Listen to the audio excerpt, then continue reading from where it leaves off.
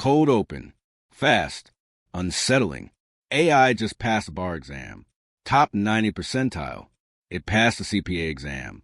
It outscored most humans on the SAT, the jury, even the MCAT.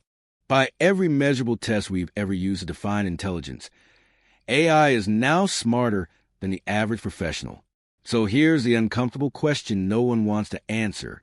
Why aren't lawyers, doctors, and accountants panicking? Because they should be, right? Beat. Pattern break. But instead of panic, they're calm. Some are even excited. And that's the paradox. While social media screams, AI is replacing jobs, the highest paid professionals in the world are quietly doubling down. Not on credentials, not on certifications, but on something AI can't touch. Here's the weird part most people miss. Tests only measure the cheapest part of your job, the part that was always going to be automated, knowing answers, recalling information, following procedures. That work is collapsing in value right now. But the part that commands $200, $500, even $1,000 an hour, that was never about knowing the answer. It was about judgment, trust, presence, human pressure, and responsibility when the outcome actually matters. AI can draft a legal brief in seconds, but it can't calm a terrified client whose business is about to collapse. It can analyze medical data, but it can't look a family in the eye and explain a life-altering decision. It can generate strategy, but it can't walk into a hostile boardroom and convince real humans to bet their careers on it. And that difference? That difference is where six-figure and seven-figure careers are being created right now. Today, I'm going to show you 5 skills worth $100,000 or more, skills AI doesn't replace, but actually makes more valuable. Master even one of these, and the AI conversation stops being about fear and starts being about leverage. But first, we need to understand why some skills are collapsing in value, while others are exploding. Because once you see that shift clearly, your career decisions will never look the same again. Visual cue, headlines flashing, AI passes exams, hard cut to calm professionals in high-stakes meetings. Cliffhanger. So what exactly is being repriced? And why are most people betting on the wrong skills? Something massive is happening beneath the surface of the job market, and most people are misreading it. AI isn't stealing jobs. It's repricing skills. Right now, AI is compressing the value of pure knowledge work at breathtaking speed. Information retrieval, summarization, first-pass analysis, report writing, code drafted to spec. These used to be valuable because they were scarce. They aren't anymore. When anyone with AI tools can perform these tasks 10x faster, the market responds the only way markets know how. Prices fall. Here's the uncomfortable truth. Productivity is up, sometimes 30 to 40% for knowledge workers using AI. But wages for those same tasks are flat or declining. Why? Because productivity only raises income when it creates scarcity. AI does the opposite. It floods a market with supply. And this leads to a brutal but predictable outcome. When everyone can do something, it becomes cheaper. When only humans can do something, it becomes more valuable. This is the core economic shift defining the future of work. AI adds infinite supply of analysis, writing, and execution. Humans remain scarce in judgment, trust, persuasion, accountability, and emotional leadership. That scarcity is now being priced into salaries. Look across industries, and the pattern is identical. The accountant who processes transactions is capped. The accountant who advises during a crisis, negotiates with the IRS, and owns outcomes? 6 figures, often well into them. The engineer who writes code to specs is replaceable. The engineer who aligns stakeholders, mentors teams, and translates business reality into technical direction? Promoted and paid. The marketer who executes campaigns is commoditized. The marketer who presents to the C-suite, manages reputational risk, and persuades under uncertainty? Premium compensation. Here's the rule that explains nearly every $100,000 plus career. AI replaces tasks. Humans inherit the remaining judgment, and that judgment becomes a job. Most people are reacting to AI by doubling down on the very skills AI is making cheaper. The smart ones are doing the opposite. And once you see which skills consistently sit on the human-only side of this divide, you start to understand why some careers are stalling, while others are accelerating faster than ever. Next, I'll show you the fastest way to identify whether a skill belongs in the $70,000 bucket or the $150,000 plus bucket. And the test is surprisingly simple. Here's the simplest filter I've ever found for identifying a six-figure skill. Ask yourself this one question. Can this be handed to an AI without the outcome getting worse? If the answer is yes, even if it gets done faster or cheaper, that skill is under downward pressure. But if the answer is, it's not really about the task, it's about the relationship, the judgment, or the stakes, you found something valuable. Because the highest paid work in every industry follows the same hidden pattern. It's not task-based, it's outcome-based. Low-value roles are paid to do things. High-value roles are paid to own results. That's why two people with the same credentials can earn wildly different incomes.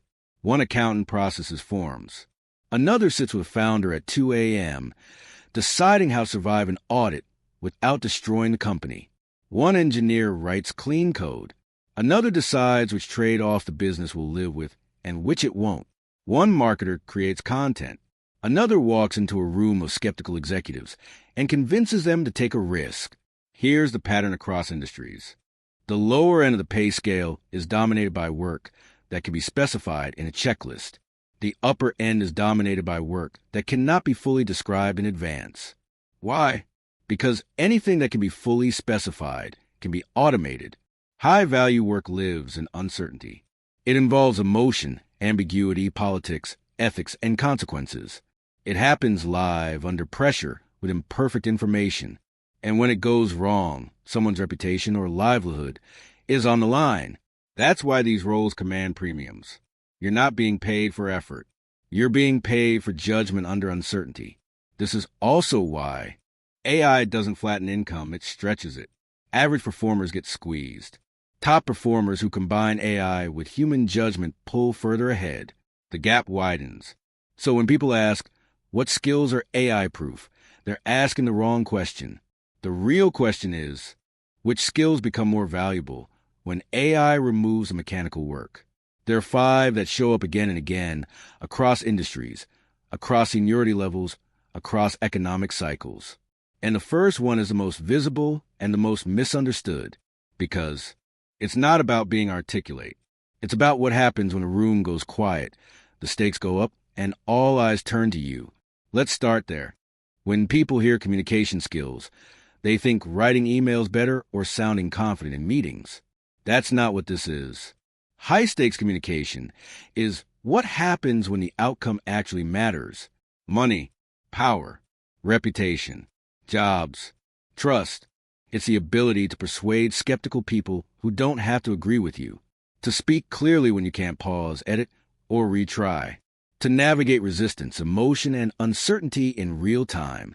This shows up in moments like closing a 6-figure deal with buyers who don't trust you yet, delivering bad news to executives without triggering panic, negotiating compensation with someone who holds all the leverage, defusing an angry client who's considering legal action, answering hostile questions when everyone is watching.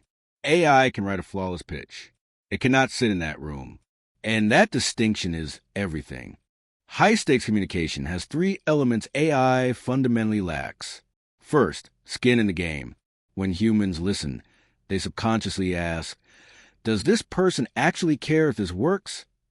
Credibility comes from personal risk, reputation, career, consequences. AI has none. Second, real-time adaptation. High-stakes conversations are live, messy, and unpredictable. You read body language. You sense hesitation. You adjust tone mid-sentence. No prompt prepares for that. Third, trust. Trust isn't language. It's history, presence, and vulnerability. People don't buy ideas. They buy belief in the person delivering them.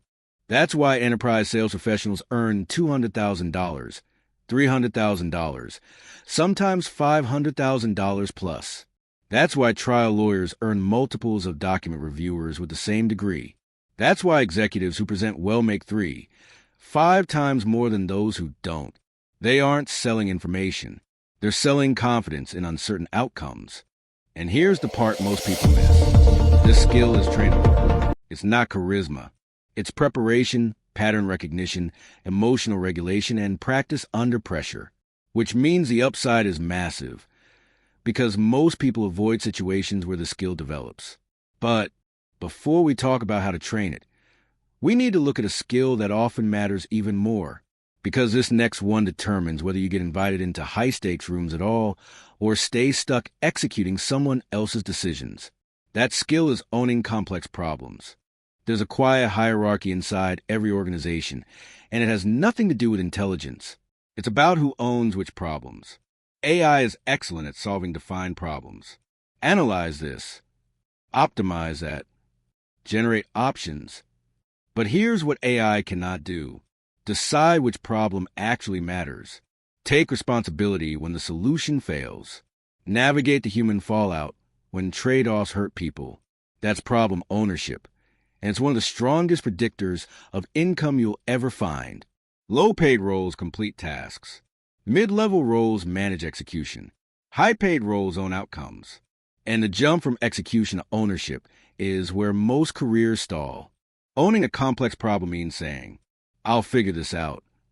When there's no clear path, no checklist, and no guarantee of success, it means making decisions with incomplete information, balancing technical, emotional, political, and ethical constraints, and living with the consequences if you're wrong. That's why salaries scale the way they do. Individual contributors own tasks. Managers own team problems. Directors own department problems. Executives own company problems. Compensation tracks problem scope, not effort. You can be the smartest person in the room and still cap your income if you only execute what you're given. Meanwhile, someone with half the technical depth but twice the ownership gets promoted faster, paid more, and trusted sooner. Because organizations don't need more answers. They need people who will stand behind decisions. And here's the uncomfortable truth. Most people actively avoid problem ownership. They prefer clarity, defined expectations, limited accountability, which creates scarcity. Every company has more unsolved problems than owners. The people who step forward get noticed fast. This is why founders can be wealthy without writing a line of code. Why CEOs out-earn specialists. Why the phrase, I'll take this, is often worth more than years of experience. AI accelerates this dynamic because when execution becomes cheap, judgment becomes a job. But there's a hidden requirement for owning big problems, one most people underestimate. You cannot own big problems alone. You need allies, trust, people who return your calls. Which brings us to the next $100,000 skill, one that compounds quietly, invisibly, and relentlessly over time. Relationship capital. Most professionals think their career is built on skills. It isn't. It's built on relationships. Skills get you noticed. Relationships get you trusted. And trust is what unlocks opportunity at the highest levels. Relationship capital is the ability to build genuine, long-term professional relationships that create value over decades, not transactions over weeks. It's not networking. It's not collecting contacts. It's not being charismatic or extroverted. It's being the person people think of when something important opens up. Here's why this matters more than ever in an AI-driven world. Skills depreciate. Tools change. Technologies get replaced. But relationships compound. The colleague you helped early in your career becomes a hiring manager. The mentor you stayed in touch with becomes an investor. The client you treated well becomes a referral engine. AI cannot replicate this because relationships require three things machines don't have. Time. Trust is built through repeated interactions and shared history. Reciprocity. Real relationships involve giving without immediate return and caring whether the other person succeeds. Vulnerability. Trust deepens when people share uncertainty, failure, and risk. AI has nothing at stake. That's why nearly all senior roles are filled through referrals. Why advisory boards, partnerships, and board seats are relationship-driven. Why someone I know beats thousands of applications. And this is why two people with identical resumes can have radically different careers. One focuses exclusively on output. the other invests in people. One plateaus, the other compounds. The uncomfortable truth is that technical excellence alone rarely carries you to the top. At senior levels, people don't ask, who's the smartest? They ask, who do I trust when this matters? And here's the counterintuitive part. The best relationship builders are often introverts. They go deep, not wide. They follow up. They remember details. They help without keeping score. Relationship capital turns effort into leverage. But even strong relationships won't save you when everything goes wrong. When the market crashes, the deal collapses, or the team starts to panic. In those moments, there's one skill that separates leaders from liabilities: the ability to stay steady when everyone else loses control. That's the next skill. There are moments in every career when things break. A deal collapses at the last minute. A product fails publicly. A market crashes. A team starts to unravel. In those moments, technical skill stops mattering. What people look for is emotional leadership, not optimism, not bravado, but calm, grounded presence when the stakes are real. This skill is rare because it only reveals itself under pressure. In normal conditions, many people look competent. In crisis, most people transmit stress without realizing it, and stress is contagious. Humans unconsciously regulate their nervous systems through other humans.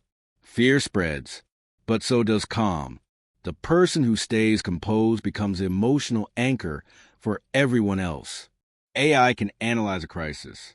It cannot co-regulate human emotion. It cannot reassure someone who's afraid they'll lose their job.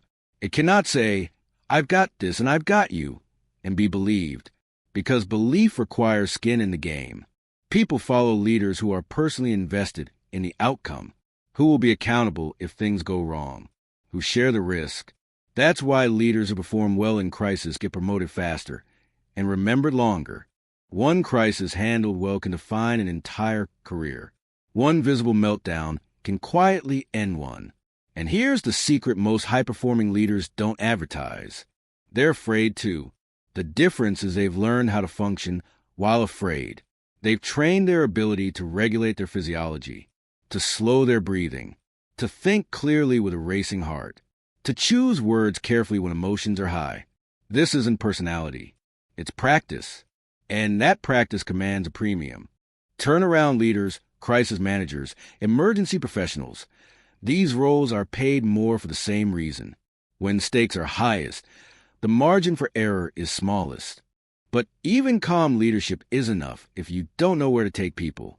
Which brings us to the final skill, the one that becomes exponentially more valuable as AI makes execution cheap, the ability to decide what should exist at all. That skill is creative vision. AI has made one thing abundantly clear. Creation is cheap. Judgment is priceless. We now live in a world where you can generate 1,000 options in seconds, but someone still has to choose. That choice, this direction, not that one, is where the real value lives. Creative vision is the ability to see what should exist before it does. Taste is the ability to recognize what's good before there's consensus. This isn't about being artistic. It's about direction. AI can execute any instruction. It cannot decide which instruction is worth giving. It doesn't know what matters. It doesn't have preferences, standards, or conviction. Humans do. And as execution becomes automated, the person who sets a direction becomes a bottleneck and a leverage point. This is why senior roles across industries converge on the same responsibility. Decide what to build. Decide what to ignore. Decide what good looks like. Designers who only execute are capped. Creative directors who decide earn multiples. Engineers who build features are replaceable. Product leaders who define vision accumulate power and often equity. Content is everywhere. Taste is rare. And taste is not random. It's a prediction. This will resonate. This won't. The people with the best taste are simply right more often. That's why they're trusted with bigger bets. And here's the leverage AI unlocks. Your vision is no longer constrained by your ability to produce. One clear direction can now be executed infinitely, which means vision without execution capacity once a weakness, is now a viable career advantage. But there's a catch. Vision without responsibility is just opinion. The people who are paid for vision are the ones willing to be wrong publicly, to take ownership of outcomes, to say, "This was my call." That courage is what turns taste into value.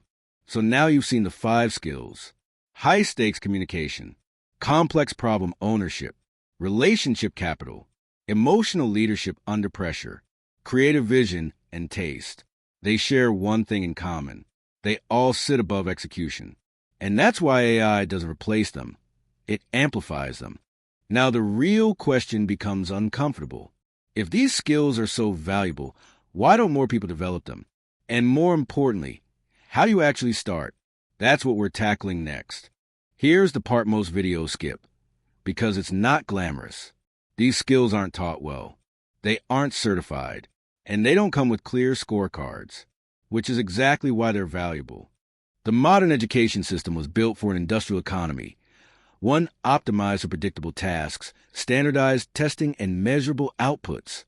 That system trains people to execute. But the post-AI economy rewards people who can judge, decide, and lead humans. And those skills are learned differently, not through courses alone, not through passive consumption, but through deliberate exposure to discomfort. That's why most people won't develop them. They feel soft, so they get deprioritized. Progress is slower and harder to measure. Improvement requires being seen while imperfect. Meanwhile, technical skills feel safe. They come with credentials. They give the illusion of control. So people optimize what feels measurable, while the real premiums move elsewhere. Here's the opportunity hidden in that avoidance. Because these skills are hard, fewer people pursue them. Because fewer people pursue them, scarcity increases. And scarcity is what the market pays for. Every hour you invest in these skills compounds against a shrinking field of competitors. And you don't need to master all 5. In fact, trying will backfire. The real strategy is focus. Pick one skill that naturally fits your role and personality. Then create situations where you're forced to practice it with real stakes. For communication, volunteer to present, negotiate, or lead difficult conversations. For problem ownership, take responsibility for something ambiguous that no one else wants. For relationships, help people consistently without an immediate agenda. For emotional leadership, put yourself in pressure situations and practice regulation. For vision, develop opinions, make calls, and live with the outcomes. This is slow work, but it's asymmetrical, because while others are racing to keep up with AI tools, you're building the layer AI can't replace.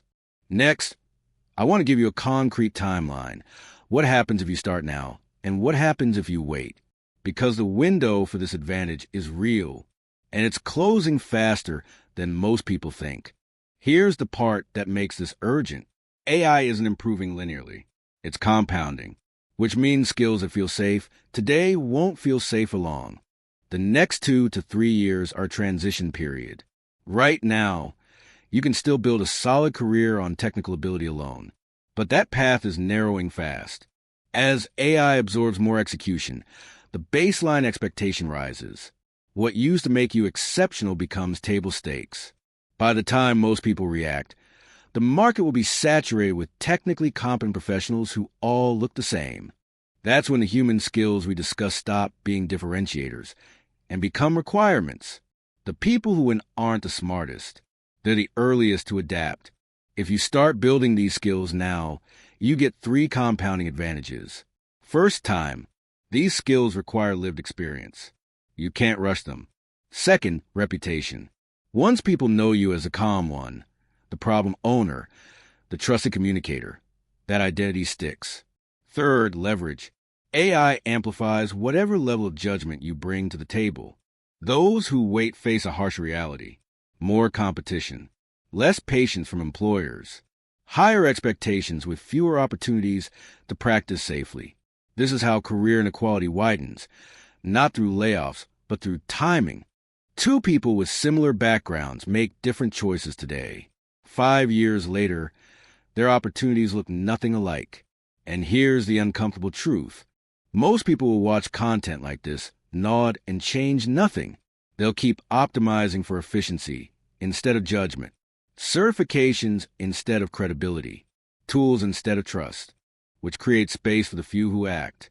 So the question isn't whether AI will change your career. It already has. The real question is whether you'll be early or late. And that brings us to the only thing that matters now, what you do next. Let's make this practical. Insight without action doesn't change careers. So let's make this concrete. You do not need to master all 5 skills. That's a trap.